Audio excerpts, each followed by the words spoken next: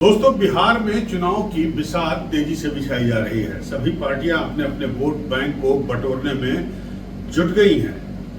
जी हां, इस बीच चुनाव आयोग ने भी अपनी तैयारियां शुरू कर दी हैं और सूत्रों के हवाले से जो खबरें आई हैं उसके मुताबिक बिहार में चुनाव अब नवंबर के महीने में होंगे। जी हां, नवंबर के महीने में इसलिए क्योंकि अक्टूबर के महीने में बिहार के दो इम्पोर्टेंट पर्व, बिहार क्या पूरे देश के लिए महत्वपूर्ण त्योहार हैं ये दोनों, वो है दिवाली और छठ। ये दोनों 31 अक्टूबर तक समाप्त हो जाएंगे और चुनाव आयोग जो बिहार चुनाव विधानसभा चुनाव के लिए तैयारियां कर रहा है उसके मुताबिक उसकी तैयारियां इन दोनों त्योहारों के इर्द गिर्द जुड़ी हुई हैं। नमस्कार, मैं हूं अनूप श्रीवास्तव। दोस्तों, इस वीडियो में हम बात करेंगे बिहार के चुनाव तारीखों के ऐलान के बारे में। चुनाव आयोग ने इसका ऐलान तो नहीं किया है, लेकिन आज जो खबरें आई हैं चुनाव आयोग से छनकर, उसके मुताबिक बिहार में विधानसभा के लिए जो मतदान होगी, जो वोटिंग होगा, वो 2 से 3 चरण में हो सकते हैं और ये मतदान नवंबर के पहले सप्ताह से शुरू होकर नवंबर के दूसरे सप्ताह तक समाप्त हो जाएगा। यानी 14-15 नवंबर तक ये वोटिंग की प्रक्रिया समाप्त हो जाएगी और उसके बाद सरकार के गठन का काम जो है वो बचा रहेगा। जी हाँ दोस्तों, अगर हम बात करें पिछले बिहार विधानसभा चुनाव की जो 2020 में हुए थे, तो उस चुनाव में 3 चरणों में बिहार का मतदान कराया गया था। चुनाव आयोग ने 3 चरणों में ये चुनाव करवाया था और तारीखें थी 28 अक्टूबर, 3 नवंबर और 7 नवंबर। 10 नवंबर को जो है नतीजों का ऐलान किया गया था और 10 नवंबर के बाद 22 नवंबर को सरकार का गठन हुआ था। तो यानी चुनाव आयोग के पास 22 नवंबर तक की तारीख है और 22 नवंबर तक बिहार में नई सरकार का गठन हो जाएगा, नई विधानसभा गठित हो जाएगी।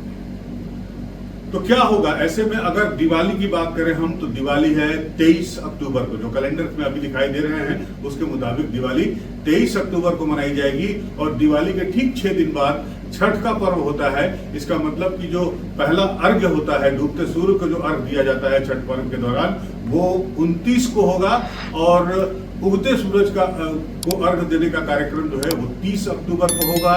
अगर तारीखों में थोड़ा बहुत फेरबदल होता है, जैसा कि अक्सर हो जा रहा है आजकल त्योहारों को लेकर, तो बहुत ज्यादा भी लंबा गया तो ये 30 और 31 हो सकता है। यानी 31 अक्टूबर तक इस साल सारे त्योहार लगभग समाप्त हो जाएंगे। छठ के बाद कोई त्योहार नहीं होता ऑलमोस्ट। छठ के बाद जो है हिंदू धर्म में कोई त्योहार जो बड़ा त्योहार है वो फिर मार्च में होली में ही होता है। तो छठ के दौरान या छठ के बाद जो है वो पूरा महीना नवंबर का खाली है।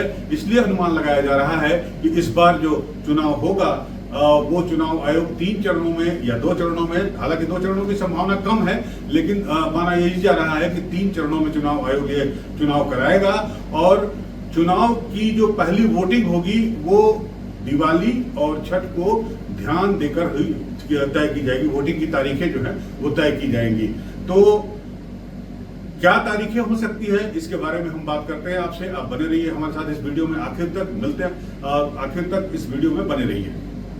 तो दोस्तों, जैसा कि मैंने आपको बताया कि छठ का त्योहार जो है वो समाप्त हो जाएगा 30 अक्टूबर को या फिर 31 अक्टूबर को। आज की तारीख में 30 अक्टूबर फाइनल है, इसलिए ये भी हो सकता है कि जो पहले चरण का मतदान हो वो 1 या 2 नवंबर को हो सकता है। हालांकि तारीखें तय करना चुनाव आयोग का काम है, जो चुनाव की तैयारियां तेज कर चुका है और इस सिलसिले में वो बिहार का दौरा भी करने वाला है। मैं इसलिए कह रहा हूं ऐसा कि पिछली बार ये त्योहार चुनाव के दौरान ही पड़ गए थे, जिससे लोगों को काफी असुविधा हुई थी। इसकी वजह से इस बार ये फैसला चुनाव आयोग ने लिया है कि जो मतदान की तारीखें होंगी, जो वोटिंग डे होंगे, वो इस त्योहार से इतर होंगे। यानी उनको उनके बारे में उन तारीखों को चुनते समय इन त्योहारों का ख्याल रखा जाएगा। अब बात करते हैं 23 अक्टूबर की, जिस दिन दिवाली है। तो आपको मैं बताना चाहूंगा कि बिहार में, पूरे बिहार में जो दिवाली से लेकर, यानी दिवाली क्या, आप दिवाली की एक दिन पहले की बात करिए, छोटी दिवाली, उसके पहले धनतेरस से लेके और छठ के दूसरे अर्घ तक, यानी उगते सूर्य के अर्घ देने के साथ उस पर्व की समाप्ति तक जो है एक माहौल, विशेष माहौल होता है, स्पेशल माहौल होता है और इसे आप वहां जाकर ही महसूस कर सकते हैं। तो एक फिनोमेनल टाइप का आपको दृश्य वहां पर दिखाई देगा। हर आदमी जो है इन त्योहारों में डूबा होता है, लिहाजा इस दौरान आम आदमी जो है, जो आम जनता है बिहार की, वो इन त्योहारों के बारे में ही सोचती है, यही इन्हीं त्योहारों को जीती है। इसका एग्जाम्पल आप देख सकते हैं कि किस प्रकार नई दिल्ली रेलवे स्टेशन पर या मुंबई रेलवे स्टेशन पर या बेंगलोर पर या तमाम जो बड़े शहर हैं वहां से छठ के दौरान जो ट्रेनें आती हैं उसमें भीड़ का क्या आलम होता है। उसमें से 90% यात्री जो होते हैं वो बिहार के होते हैं, पूर्वी उत्तर प्रदेश के होते हैं और यूपी के होते हैं। तो आप समझ सकते हैं कि कितना महत्वपूर्ण त्यौहार होता है ये बिहार वासियों के लिए, पूर्वांचल वासियों के लिए और कुछ हद तक उत्तर प्रदेश के निवासियों के लिए। लेकिन चुनाव चूंकि बिहार में है इसलिए बिहार वासियों का खास ख्याल रखा जाएगा चुनाव आयोग के द्वारा।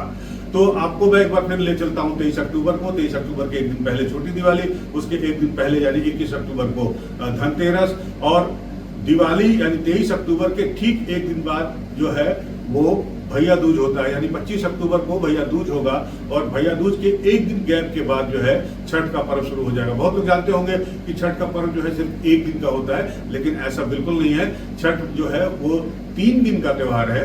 पहले दिन जो है नहाय खाए होता है, दूसरे दिन प्रसाद खरना होता है और तीसरे दिन जो है अर्घ का कार्यक्रम होता है और 36 घंटे तक जो व्रती होते हैं वो निराजली होते हैं। लिहाजा इस दौरान हर घर में सिर्फ आपको छठ की ही बात सुनाई देगी, छठ के ही गीत सुनाई देंगे और छठ के ही बारे में लोग बात करते हैं। यही वजह है, इस इंपॉर्टेंस को देखते हुए, इस महत्व को देखते हुए चुनाव आयोग ने यह फैसला किया है कि इस बार जो चुनाव होगा उसमें इन त्योहारों का विशेष रूप से ध्यान रखा जाएगा। यानी 23 अक्टूबर से लेके और 30 अक्टूबर तक का जो है उसमें किसी प्रकार की कोई तारीख, मतदान की तारीख रखा जाएगा ऐसे तो मुझे उम्मीद नहीं लगती।